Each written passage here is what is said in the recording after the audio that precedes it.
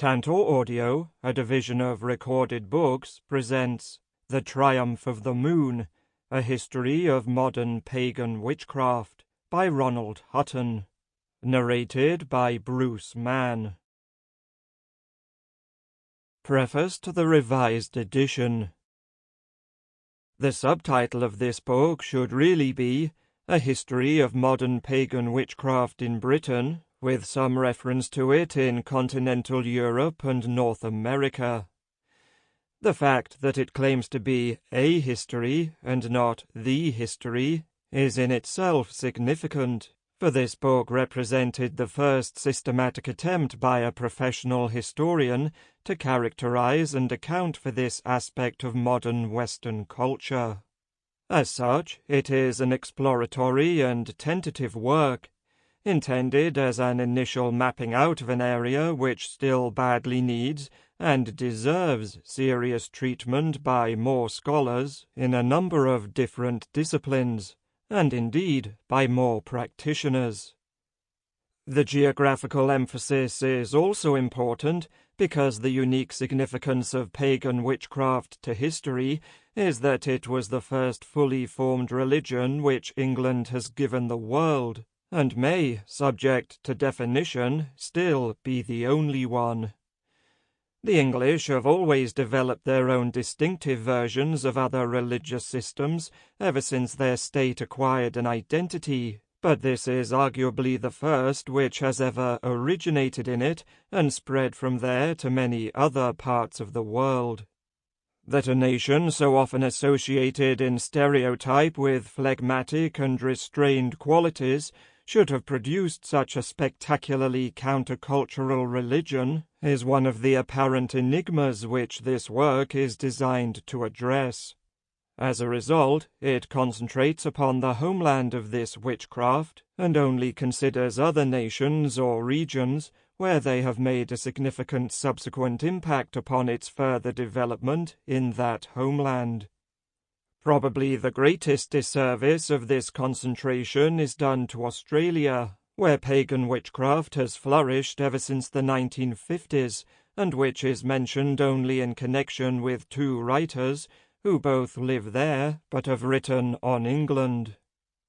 I undertook this research to answer two questions which had arisen naturally from that which I had published before. In The Pagan Religions of the Ancient British Isles, I took notice of the fact that pagan religions existed in the modern British Isles, which sometimes claimed to represent an unbroken continuity of those which were my principal subject. Virtually all academic scholars of ancient paganism until that time had either ignored them, or, in the case of Druids, cursorily dismissed them. My own book came down heavily against the claim of continuity, and, indeed, the notion that modern paganisms had very much in common with those of the ancient world. On the other hand, I also formed the opinion that they were perfectly viable modern religions in their own right. That book presented the obvious puzzle of where, when, and why they had in fact arisen, if they had not survived continuously. The present one was intended to suggest answers to those questions, in the case of the first of those religions to appear, and subsequently the most popular and influential of all, pagan witchcraft, most commonly known in its oldest recorded form of Wicca. My second point of departure for this book came in the conclusion to my history of the ritual year in Britain, the Stations of the Sun. One of the themes of that work was that late Victorian and Edwardian folklorists had been particularly determined to regard surviving seasonal customs as relics of ancient pagan religions, even when, as later research revealed, this supposition was wildly wrong. My conclusion suggested that instead of belonging to an academic cul-de-sac, such attitudes were part of the high road of British culture in that age and needed to be thoroughly understood and contextualized as part of its history. I therefore drew attention to what I called an obvious need for a proper study of the treatment of the themes of paganism and witchcraft in the English-speaking world during the 19th and 20th centuries. It was always clear to me that such a study was far beyond the competence of a single scholar, but I soon discovered that pagan witchcraft functioned as a useful microhistory for the analysis of these broader attitudes.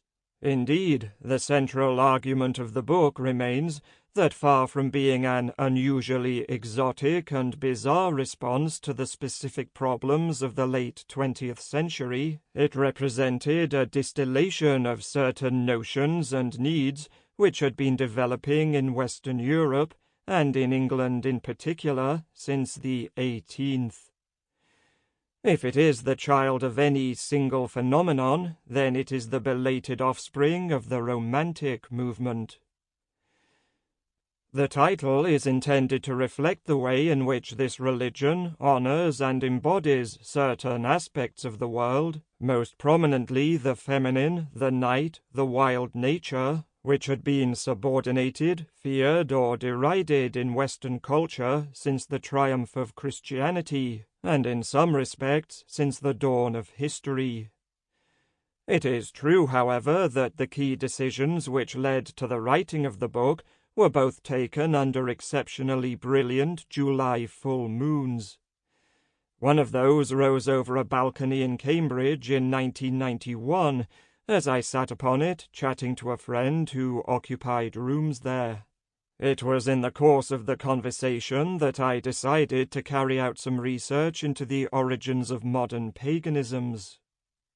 The other moon shone upon the Vale of Avalon in 1994, as I drove across it towards the Mendips and home after lecturing at Glastonbury. As I did so, I came to the decision that my research into pagan witchcraft alone now necessitated a full-scale book, and that I needed to make this a priority when I had completed my publications concerning the ritual year. The contrast between the two places, the great seat of formal learning and the town of ruins, mists, and myths, neatly represents the two poles between which I found myself operating in the writing of the book. The dominant mode of the work is that of narrative, employing empirical methods. This is the oldest sort of history writing, and the one most clearly connected to the discipline's ancient roots as a bardic art. It depends upon the construction of a story, a genealogy of events with regular components of analysis, which appears in itself to explain why certain things may have happened in the past, and why they took a particular form. I have never considered this to be the only way to write history, and would indeed think the discipline to be in a parlous state if such an opinion became common. To my mind, the healthiest condition of my profession is one in which the largest possible range of methodologies and perspectives are applied to every area of the past, including those which are furthest from narrative. The latter just happens to be the one in which I was trained and have practiced hitherto. Even within this dominant mode, however, the triumph of the moon in fact embodies, in discrete sections, four distinctively different ways of approaching its material. For the first half, I am X-raying British society between 1800 and 1940 for different features which are subsequently to combine to produce the characteristics of pagan witchcraft. It is a process of selection and combination whereby I pick on certain individuals, works, or phenomena which seem to me to be particularly significant and revealing, and place them in what I think to be a meaningful pattern. Most of the second half, in which I am writing the recoverable history of pagan witchcraft itself, leaves me much less room to act as a free agent. I am limited to a framework of assertions and narratives already provided by others, and my methodology consists now of checking, amending, refuting, endorsing, or extending these. Only in 2 chapters, 13 and 14, do I return briefly to the first mode of operation. The last chapter provides an overview of the nature of contemporary pagan witchcraft, based on its characteristics as they emerged to me from the writing of its history. The history concerned is that of a mystery religion, with initiates bound by oaths of secrecy to conceal their identities and activities from the outer world, including the academic world. It is true that some of its leading figures have felt able to publish their key ideas and rituals, to the undying gratitude of professional scholars, but this action has itself been deeply controversial and aroused powerful conflicting emotions among other witches. I could not have written this book without the active cooperation and support of many initiates of pagan witchcraft, who trusted me both to honor the demands of objective scholarship and to reserve some mystery to their religion. None of them ever exacted from me any specific promises to ensure the accomplishment of this work. They left me to find my own solution to the dilemma. I responded to it by observing the following rules. In my statements in this book, there are no conscious subterfuges, circumlocutions, half-truths, or significant silences. What I write is what I believe to be correct, based upon evidence which I have gathered by research, and I have not deliberately steered round any issues. I have respected the confidences of pagan witches in just 2 major ways. First, I have not given any of them their everyday or legal names unless those have already been published or they have specifically asked me to do so. And in the latter case, I have used the exact version which they have provided to me. Second, I have avoided quoting directly from any ritual text, save in the briefest and most perfunctory fashion, and have preferred instead to provide an outline of the action and purpose of that particular ceremony. I have done this even where the texts concerned have been published before, in some cases more than once, because, as said, there is still a large number of witches who deeply regret those publications. It may be helpful now to proceed to some definitions. The meanings of the words religion and magic are explored repeatedly in the body of the book, and especially in the 1st, 5th, and last chapters. For ritual, I adopt Clifford Geertz's lovely definition of consecrated action, expanded to signify formal, dramatic, and unusually stylized action.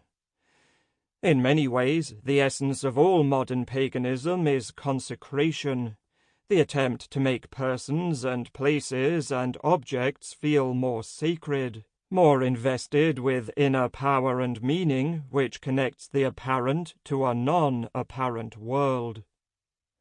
Culture comprises the body of meaning which a group of people build up in common to make sense of their world. Nature is the world which is apparent to humans, but which is not given its obvious and basic form by them. This can, in practice, lead to a very wide and sometimes mutually contradictory set of applications. To Americans and Australians, for example, nature usually signifies the wilderness. To the British, it commonly means the whole non-urban portion of the nation, consisting mainly of pastoral and agricultural landscapes which have been heavily worked and reshaped by humans over thousands of years. Purely because I am writing about Britain, I use the word in this extended form according to the custom of the people whose story I am telling, while remaining deeply uneasy about this usage myself. Throughout the text, the following convention has been observed with regard to capitalization. Pagan refers to the ancient religions of Europe, while pagan, with a capital P, denotes the modern religions which are partly inspired by their example.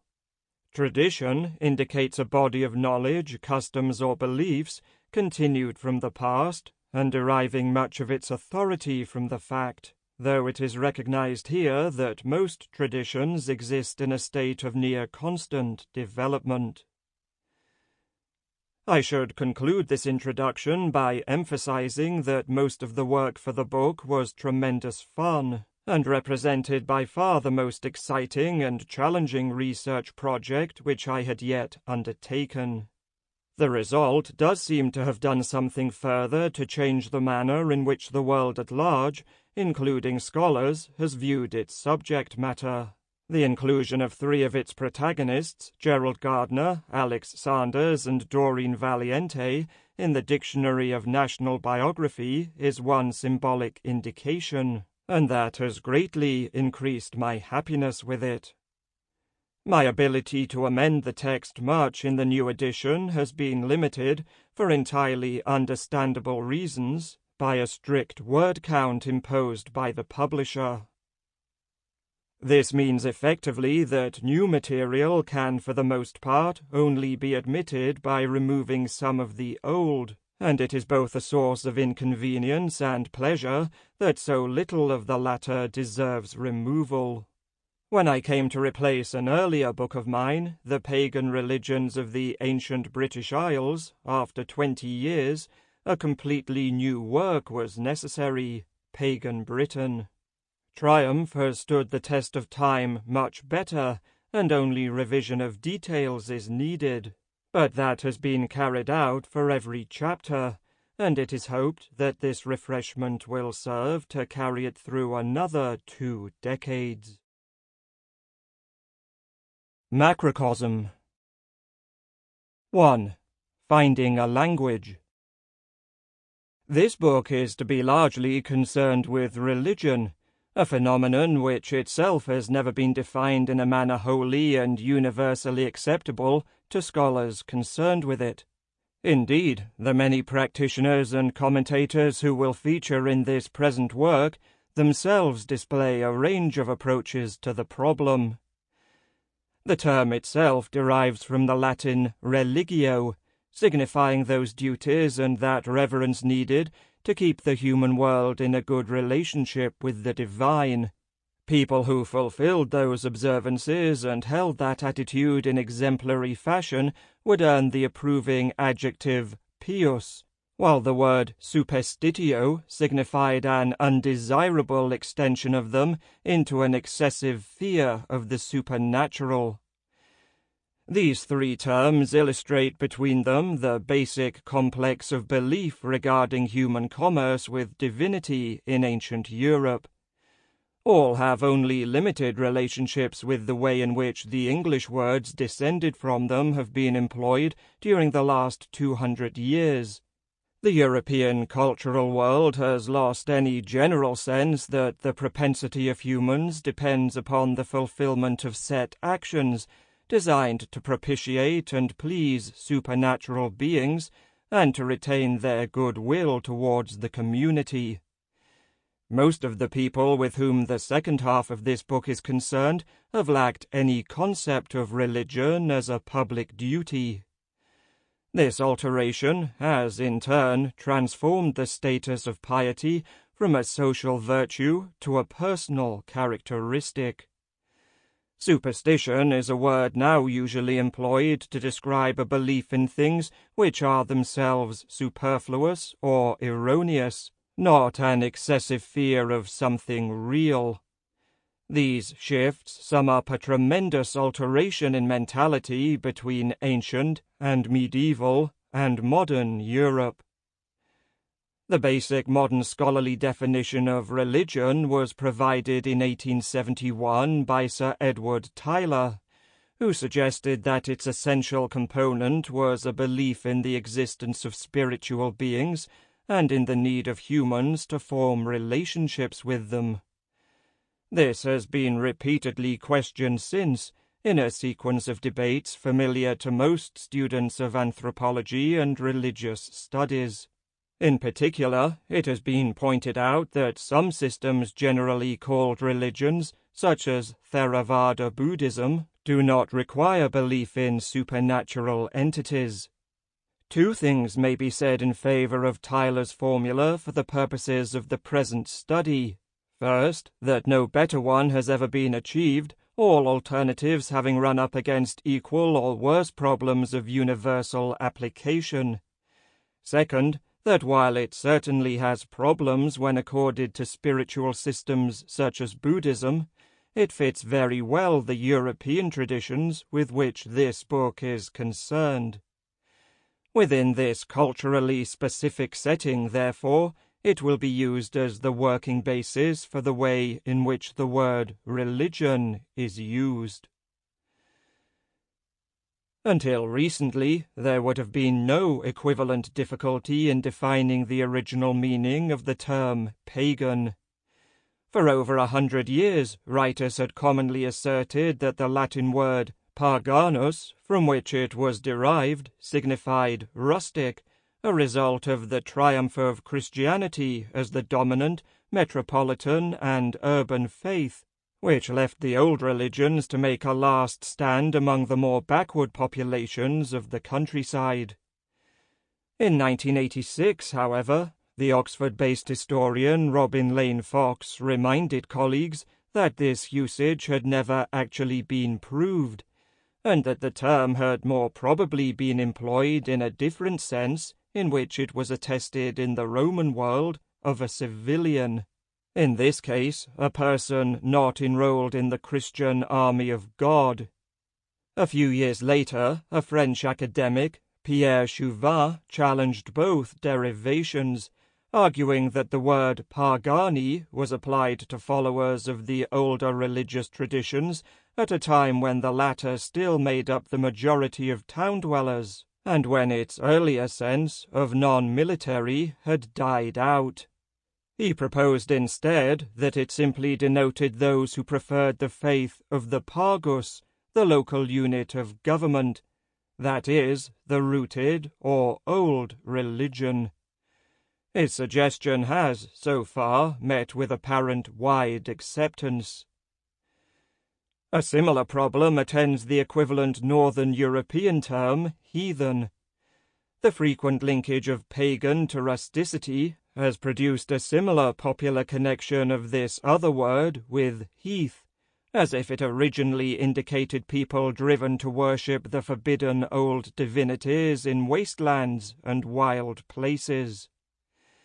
As the Oxford English Dictionary makes clear, however, heathen is the English version of the term used throughout the Germanic language group in the early Middle Ages to signify a follower of a non-Christian religion. It was coined originally by the Goths, the first speakers of a Germanic tongue to undergo a mass conversion to Christianity. Unhappily, the similarity to heath, so apparent in modern English and German, does not occur in Gothic. Experts have failed to discover any other likely linguistic origin for heathen, and the matter will probably remain a mystery. For the purposes of this book, the actual derivations of pagan and heathen are less important than the fact that both had come, by the 19th century, to have widely accepted associations with the countryside and the natural world, and had done so despite the lack of any clear justification for these. Such linkages are themselves the sign of a potent modern cultural tradition at work. This formed, in fact, only one of at least 4 entirely different languages, or, to use the current fashionable academic term, discourses, in which paganism was instinctually characterized in British society between 1800 and 1940. One of these was to become that of modern pagan witchcraft. The others were to condition public responses to the appearance of that religious tradition.